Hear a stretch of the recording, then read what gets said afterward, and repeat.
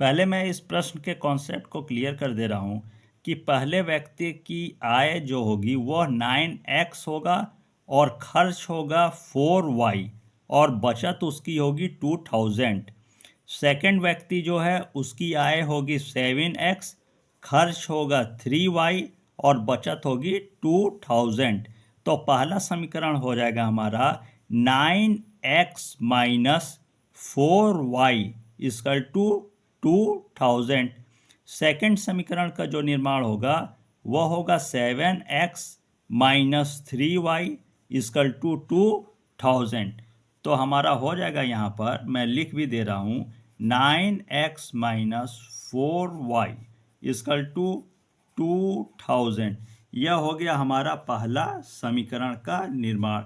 दूसरा समीकरण हो जाएगा 7x माइनस यह है ऊपर 3y इक्वल टू 2000। यह हो गया हमारे सेकंड समीकरण का निर्माण। इसके बाद यह जो हमारा पहला समीकरण है और यह जो हमारा दूसरा समीकरण है, इसे यदि हम आपस में सावधानी पूर्वक घटा देंगे तो हमारा जो प्रश्न में पूछा गया है कि मासिक आय ज्ञात कीजिए, तो हमारा क्या हो जाएगा, दोनों व्यक्तियों की मासिक आय सही सही निकल जाएगा। प्रश्न को डिटेल में सॉल्व करवा दे रहा हूँ। हाँ, मैं यहाँ बताना चाहूँगा कि वे स्टूडेंट जो कक्षा 10 में मैथ सब्जेक्ट में NCERT की बुक का उपयोग करते हैं, उन्हीं स्टूडेंट्स के लिए यह प्रश्न है। और यह प्रश्न जो है वह 2 चर वाले रैखिक समीकरण युग्म से संबंधित है। अब प्रश्न क्या है इसे एक बार मैं पढ़ दे रहा हूँ। प्रश्न है कि दो व्यक्तियों की आय का अनुपात 9/7 है, उनके खर्चों का अनुपात 4/3 है। यदि प्रत्येक दोनों व्यक्ति प्रति माह 2000 रुपये बचा लेते हैं तो उनकी मासिक आय ज्ञात कीजिए। अब प्रश्न में यह 9/7 जो है यह आय का अनुपात है और ये जो 4/3 है यह है उनके खर्चों का अनुपात। और दोनों व्यक्तियों में से प्रत्येक जो है वह 2000 रुपये बचा लेता है। अब इसमें क्या करेंगे कि सबसे पहले हम यह जो आय है ना 9/7, तो इसको कर लेंगे, हम मान लेंगे कि जो आय है उन दोनों व्यक्तियों की वह 9, इसको x कर देंगे। 9x है पहले व्यक्ति की आय मान लेंगे और दूसरे व्यक्ति की आय मान लेंगे 7x। अब यह जो खर्चों का अनुपात नीचे दिया हुआ है 4/3, तो इसको मान लेंगे 4y और इसको मान लेंगे 3y। ठीक है। और यह है उनकी बचत 2000 रुपये प्रत्येक बचा लेता है। तो इससे हमारा जो समीकरण बनेगा, तो पहला समीकरण जो बनेगा वह पहले व्यक्ति से संबंधित होगा। तो जाहिर है यहाँ होगा 9x और उसमें से खर्च को घटा देंगे तो माइनस होगा 4y इक्वल टू हो जाएगा यह बचत 2000। और सेकंड व्यक्ति की जो आय है तो यहाँ हो जाएगा 7x और खर्च को घटाया जाता है, इसीलिए यहाँ क्या करेंगे 3 माइनस 3y होगा। और उसके बाद बचत है तो इक्वल टू हो जाएगा 2000। अब इसे डिटेल में कैसे सॉल्व करेंगे तो यहाँ मैं आपको बता रहा हूँ। तो इसमें सबसे पहले इस प्रकार के प्रश्न में मान लेते हैं, तो यहाँ लिख देंगे, सबसे पहले क्या लिखेंगे, माना और आगे हो जाएगा पहले व्यक्ति, माना पहले व्यक्ति की आय। अब क्या हो जाएगा यहाँ पर, पहले व्यक्ति की आय, यह प्रश्न में दिया हुआ है, इक्वल टू हो जाएगा हमारा 9x हो जाएगा। अब पहले व्यक्ति का खर्च यहाँ लिख देंगे तो ज़्यादा अच्छा होगा, पहले व्यक्ति का, यहाँ इस तरह से हो जाएगा, पहले व्यक्ति का खर्च। यह हो जाएगा, खर्च है यहाँ पर पहले व्यक्ति का 4y, आय को माना है x, तो और खर्च को तब मानेंगे हम y, तो 9x हो जाएगा आय और खर्च होगा 4y। अब पहले व्यक्ति का हो गया, अब दूसरे व्यक्ति का हो जाएगा, तो यहाँ लिख देंगे दूसरे व्यक्ति की आय। हम प्रश्न में जितना अधिक डिटेल लिखेंगे उतना ही ज़्यादा अच्छा होगा। तो दूसरे व्यक्ति की आय है यहाँ पर 7x, तो यहाँ लिख देंगे हम 7x में लिख देंगे, और दूसरे व्यक्ति का अब यहाँ पर नीचे लिख देंगे खर्च, तो यहाँ हो जाएगा दूसरे व्यक्ति का खर्च। यहाँ पर है, यहाँ है 3, तो यह है 3y में, तो इसका 2 हो जाएगा 3y।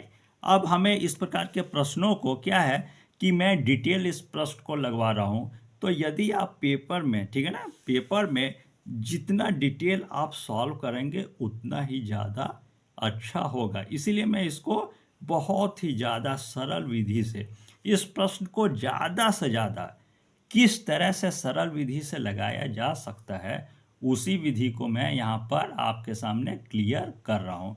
इसलिए यदि आप प्रश्न में को सॉल्व करते समय पेपर में डिटेल लिख देंगे तो वह ज़्यादा बेहतर होगा। तो पहले व्यक्ति का सबसे पहले लिख देंगे आय, और वह हो जाएगा हमारा 9x, फिर पहले व्यक्ति का खर्च हो जाएगा 4y, दूसरे व्यक्ति का आय हो जाएगा 7x, और दूसरे व्यक्ति का खर्च हो जाएगा क्या है 3y। अब इसमें प्रश्नानुसार हम लेकर मान कर चलते हैं, तो यहाँ पर लिख देंगे प्रश्नानुसार,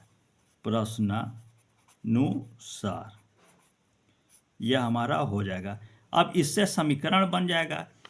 अब मान लीजिए यहाँ मैं उदाहरण दे रहा हूँ, मान लीजिए कि किसी व्यक्ति की आय मान लीजिए 20,000 रुपये है, और वह उसमें से 10,000 रुपये क्या है बचा लेता है, और 10,000 रुपये खर्च भी करता है।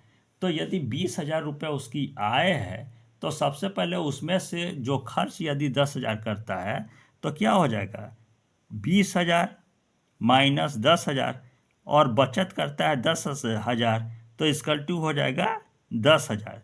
तो इसी सिद्धांत, एक बहुत ही सिंपल सिद्धांत को लेकर चलेंगे कि आय में से खर्च को क्या किया जाता है, घटा दिया जाता है, और इसका 2 वही हमारा हो जाता है बचत। तो उसी तरह इस प्रश्न में है, यह जो आय है ना 9x, उसमें से खर्च को घटा देंगे जाहिर है हम, तो 9x माइनस हो जाएगा 4y, और प्रश्न में 2,000 रुपये बचत की बात की गई है, तो इसका 2 हो जाएगा बचत।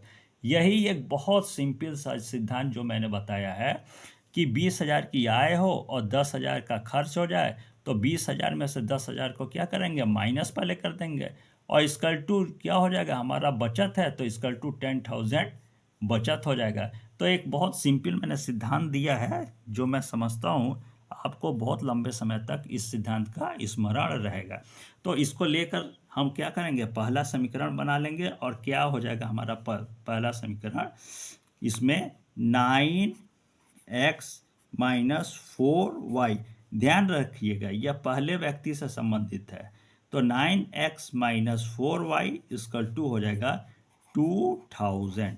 तो यह है हमारा समीकरण 1 का निर्माण हो जाएगा। अब दूसरे व्यक्ति की आय में से खर्च को घटा देंगे, और इसका 2 हो जाएगा उसका क्या है बचत। तो आय है 7x, तो यहाँ पर हो जाएगा जाहिर है 7x माइनस हो जाएगा आपका दूसरे व्यक्ति का खर्च है 3y, तो माइनस लिख देंगे 3y, और इसका 2 यह भी जो बचाता है वो 2,000 रुपये ही बचाता है, दोनों ही 2,000 रुपये बचाते हैं, इसलिए दोनों का क्या हो जाएगा बचत में यहाँ पर 2,000 इसका हो गया और 2,000 दूसरे व्यक्ति का भी हो गया। तो यह हो गया हमारा समीकरण 2 का निर्माण। अब जब हम सावधानी पूर्वक इस तरह से हम समीकरण का निर्माण कर लेंगे, तो जाहिर है प्रश्न क्या हो जाएगा आगे आसानी से हमारा सॉल्व हो जाएगा।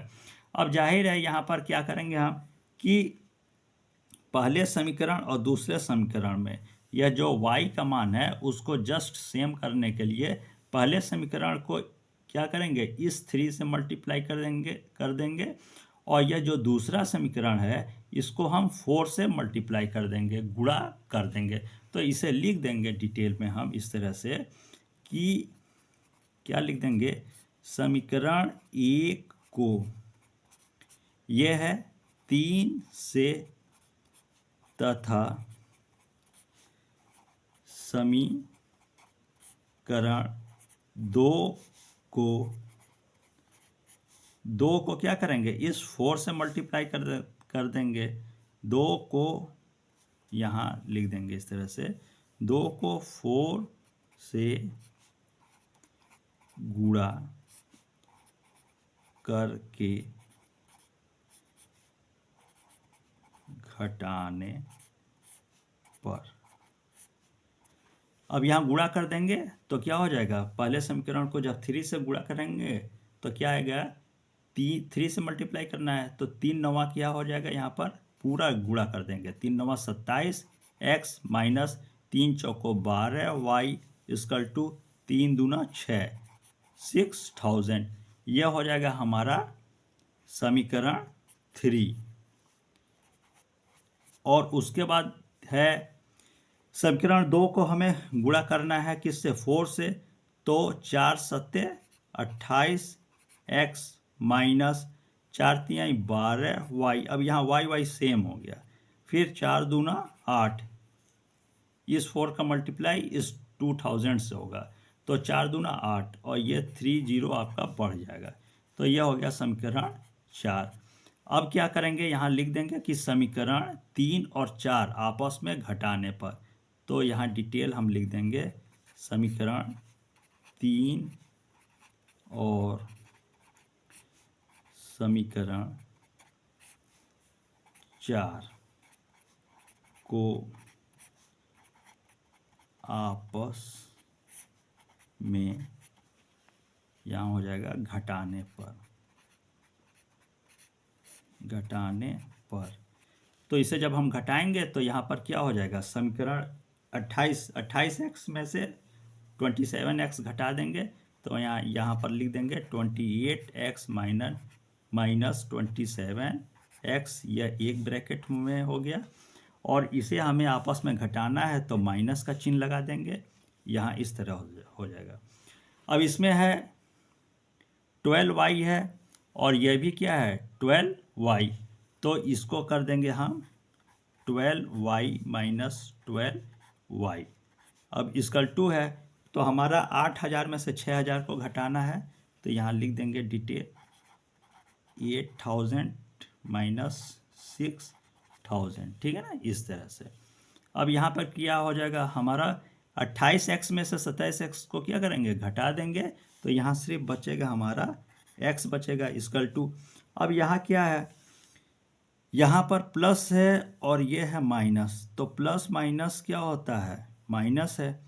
और जब इसको देखेंगे ध्यान में कि यहाँ पर माइनस है, ये भी माइनस है, तो माइनस माइनस प्लस हो जाएगा। तो यहाँ तो प्लस बन गया लेकिन यहाँ पर बनता है हमारा माइनस, तो प्लस माइनस हो जाएगा माइनस। मतलब इसको अगर ध्यान से देखेंगे तो इस 12y में से 12y कट जाएगा, दोनों को घटाएंगे तो क्या होगा, ये आपस में कट जाएगा, कुछ भी शेष नहीं बचेगा। अब 8000 में से 6000 को घटा देंगे तो हमारा बचेगा 2000। तो यह जो है हमारा x इक्वल टू जो आ जाएगा वह 2000। अब यहाँ पर हम जस्ट हमारा क्या हो जाएगा, आंसर आ जाएगा। तो आंसर में हम लिख देंगे यहाँ पर इस तरह से, सबसे पहले लिख देंगे पहले व्यक्ति की आय, हमें आय ज्ञात करना है तो उसी बात को लेकर लिख देंगे क्लियर कि पहले व्यक्ति की आय इक्वल टू।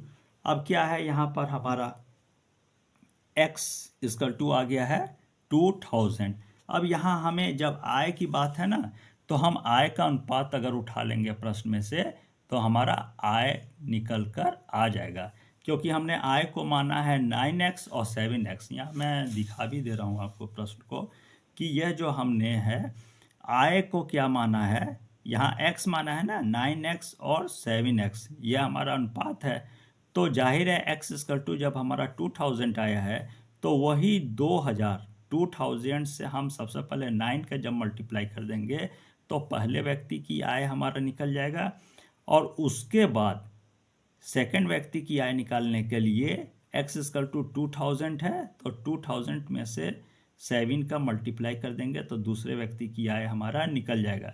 तो 9 और 7 को हम बारी बारी से 2000 में गुणा कर देंगे तो हमारा क्या आएगा, प्रश्न में पूछा है जो आय वह निकल कर आ जाएगा। तो जब x इक्वल टू 2000 आया है तो 9 से हम क्या करेंगे, 2000 को मल्टीप्लाई कर देंगे तो क्या हो जाएगा हमारा, 9 दूना हो गया 18, और ये 3 जीरो हम बस जल्दी से बढ़ा देंगे तो 18,000 रुपये यह पहले व्यक्ति का आय हो गया। अब दूसरे व्यक्ति की आय के लिए इसी के नीचे हम लिख देंगे दूसरे व्यक्ति की आय। अब क्या है, इसका अनुपात था 7 तो 7 इंटू हो जाएगा और ये जस्ट इसका 2000 से मल्टीप्लाई हो जाएगा तो इसका 2 हो जाएगा। 7 दूना क्या हो गया हमारा 14 हो गया, और ये जो 3 जीरो है ये 3 जीरो हम आगे बढ़ा देंगे और ये हो गया हमारा दूसरे व्यक्ति का क्या है, आय आ गया। तो पहले व्यक्ति की आय हमारा है आंसर में है, ये जो आंसर है पहले व्यक्ति की आय है हमारा 18,000 और दूसरे व्यक्ति की आय जो है वह 14,000। तो इस तरह से हम आंसर इसका निकाल लेंगे। अब मैं ऑनलाइन क्लास को यहीं पर क्लोज़ करता हूँ। धन्यवाद।